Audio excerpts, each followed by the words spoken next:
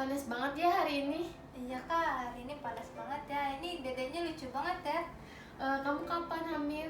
Enggak kak, aku mah mau KB dulu gitu. Hari ini mau konsultasi dulu, rencananya mau ke bidan. Oh ya udah. Ya udah, saya pamit dulu ya kak. Mau ke Ya. bidan. Anterin aku ke bidan yuk. Mau ngapain? Kamu kira-kira setuju nggak kalau aku KB? Boleh, ya udah, yuk. Yuk. Assalamualaikum. Waalaikumsalam. Silakan masuk. Silakan duduk Bapak Ibu. Iya, terima kasih Bu. Ibu Bapak, ada yang bisa saya bantu? Saya datang ke sini sama istri saya mau konsultasi KB. Istri saya mau KB tapi bingung mau KB apa. Baik, saya minta data Ibu Bapak terlebih dahulu ya. Iya, Untuk nama ibunya siapa? Bu Vanessa. Untuk nama bapaknya? Bapak Aji. Untuk alamatnya? Anaknya di Pasir Kebun. Baik, untuk umur ibunya berapa? Saya 23 tahun. Kalau umur bapaknya? 26. Untuk pendidikan terakhirnya apa, Ibu? Saya Bapaknya pendidikan terakhir? Sama SMA. Untuk lama menikahnya sudah berapa lama? nikahnya sudah 1 bulan. Baik, saya panggil bidannya terlebih dahulu ya Ibu Bapak. Selamat siang Bapak, Ibu. Siang. Saya Bidan Zulfi, Bidan jaga hari ini. Mohon maaf dengan Ibu siapa?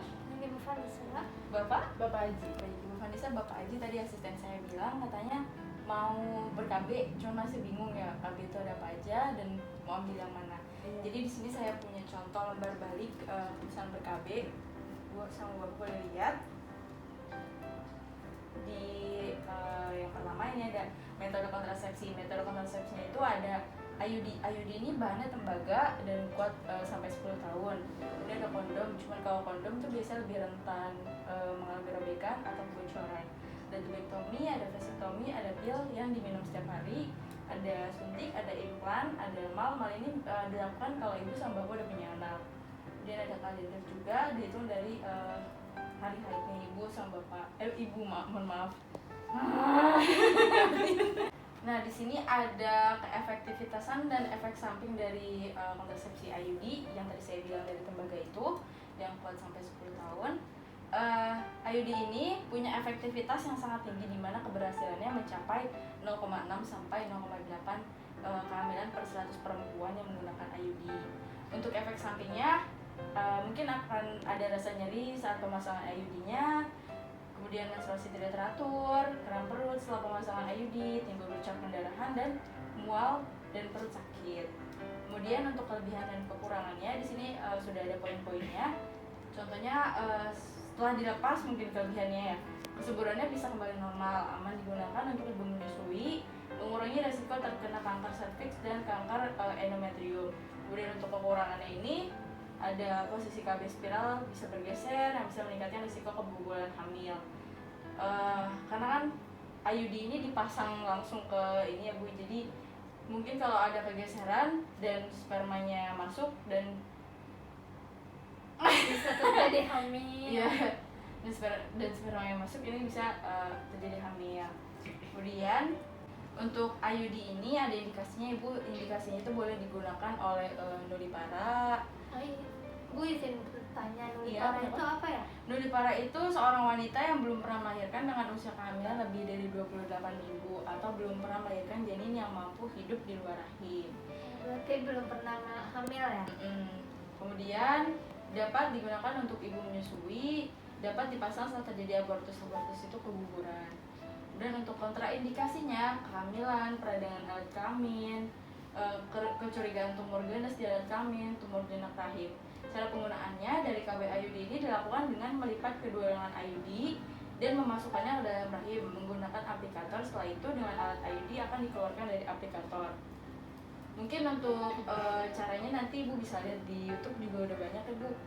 Untuk kontrasepsi kondom, efektivitas kondom dalam mencegah kehamilan itu sangat tinggi, yaitu bisa mencapai 98%. Untuk efek sampingnya ruang, gatal-gatal, dan hidung meler hingga menurunkan tekanan darah jika alergi lateks.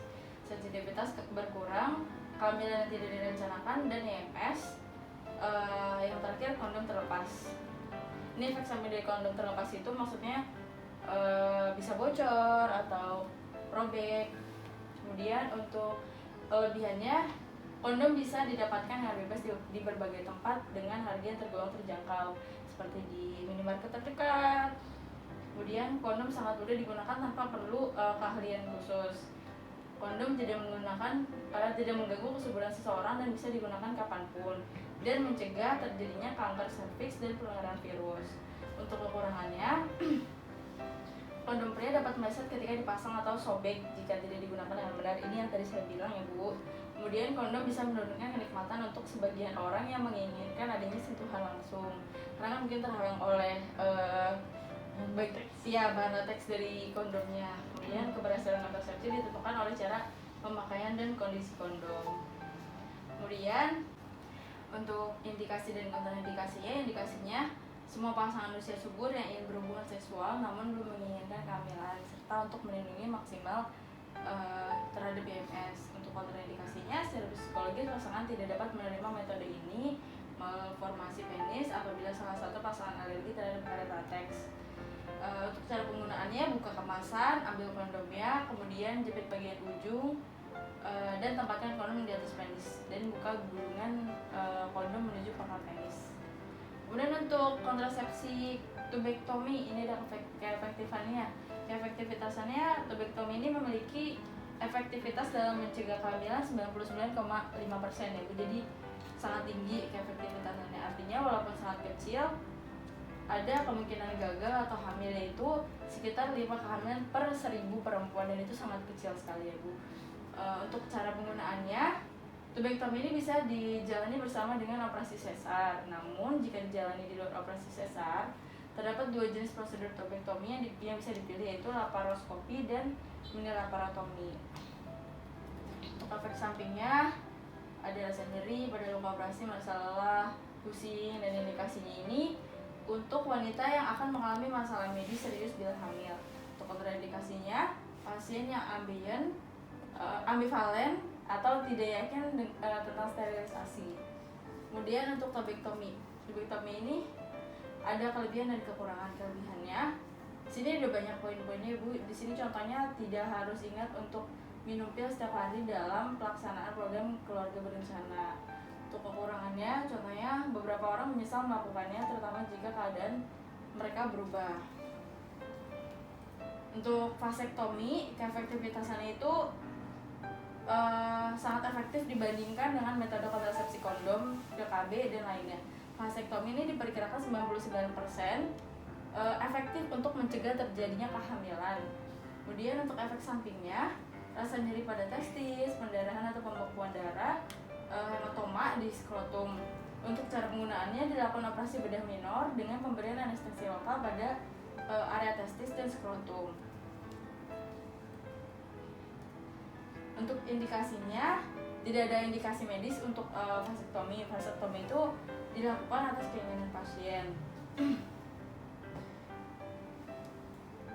Untuk kekurangan dan kelebihan dari vasektomi, lebih dari 99% efektif untuk mencegah kehamilan. Efek jangka panjang bagi kesehatan jarang terjadi. Tidak mempengaruhi kadar hormon dan gairah seks atau mengganggu aktivitas seks. Untuk kekurangannya, vasektomi tidak melindungi dari penyakit menular seksual. Kemudian vasektomi sulit untuk dikembalikan ke kondisi semula. Nah, ini yang pil. Di pil itu sebenarnya efektif mencegah kehamilan lebih dari 90%, bahkan hingga 99% jika pemakaiannya dilakukan benar dan teratur. Ibu minum pil tiap hari di jam yang sama, tidak ada yang lupa, tidak ada yang terlewat. Dan untuk kelebihannya, mampu mengurangi gejala PMS, kemudian melindungi ibu dari penyakit radang panggul, mengurangi resiko fibrosis, mengurangi resiko kista juga ya Bu. Untuk jenis-jenis kontrasepsi ini ada pil gabungan atau kombinasi. Ada pil khusus progestin, itu pil mini. Dan sekarang kita bahas ke KB suntik. Kontrasepsi suntik itu cara untuk mencegah terjadinya kehamilan dengan suntik hormonal. Keuntungannya untuk KB suntik ini praktis, efektif, dan aman dengan tingkat keberhasilan lebih dari 99% dan tidak membatasi umur. Kemudian ada KB suntik 3 bulan. KB suntik 3 bulan ini keuntungannya, resiko terhadap kesehatan itu kecil, tidak berpengaruh pada hubungan suami istri, tidak diperlukan pemeriksaan dalam jangka panjang. dan efek sampingnya juga kecil. Untuk kerugiannya, gangguan haid, gangguan siklus haid untuk memendek atau memanjang pendarahan yang banyak atau sedikit, kemudian tidak dapat dihentikan sewaktu-waktu. Untuk KB implan, kenapa disebut KB implan? Karena ini kontrasepsi di bawah kulit, karena dipasang di bawah kulit pada lengan atas di sebelah sini ya Bu ya. Kemudian ini tuh dipasang seperti susuk, seperti kipas tapi seperti susuk dengan 6 buah kapsul, atau tergantung susuk yang akan dipakai, tergantung ibu sama bapak maunya yang mana, karena keefektifannya juga beda-beda. Jadi konsep kerjanya itu menghalangi terjadinya ovulasi dan menghalangi migrasi sperma. Pemakaian susuk ini diganti setiap 5 tahun, 3 tahun, dan ada juga yang diganti setiap tahun, tergantung berapa banyak susuk yang akan dipakai. Untuk kelebihan dan kekurangan KB implan itu ada, metode KB ini tahan sampai 5 tahun, kesuburannya akan kembali setelah pengangkatan KB implan. Kemudian untuk kerugiannya, pada kebanyakan klien dapat menyebabkan perubahan pola haid berupa pendarahan bercak. Kemudian amenorrelatasi, efektivitasnya metode mal efektif sampai 6 bulan dan harus dilanjutkan dengan pemakaian metode kontrasepsi yang lainnya. Keuntungannya murah, aman, dan tidak ada efek samping.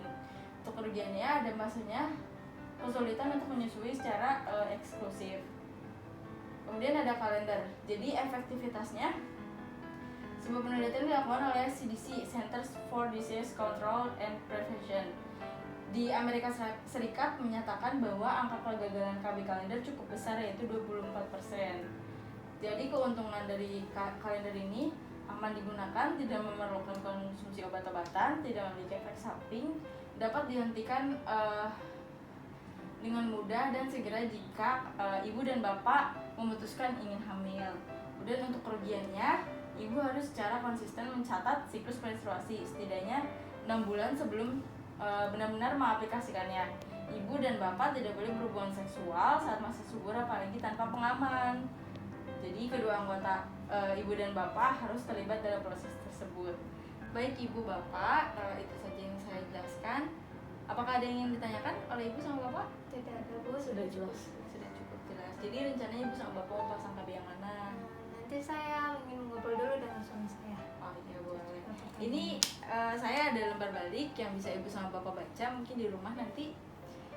Untuk materinya sama seperti saya yang sampaikan tadi, cuman mungkin bisa ibu pelajari lagi di rumah. Nanti kalau misalnya udah ada keputusannya, boleh ibu datang ke sini. Baik, terima kasih ya Bu Wida. Sama-sama.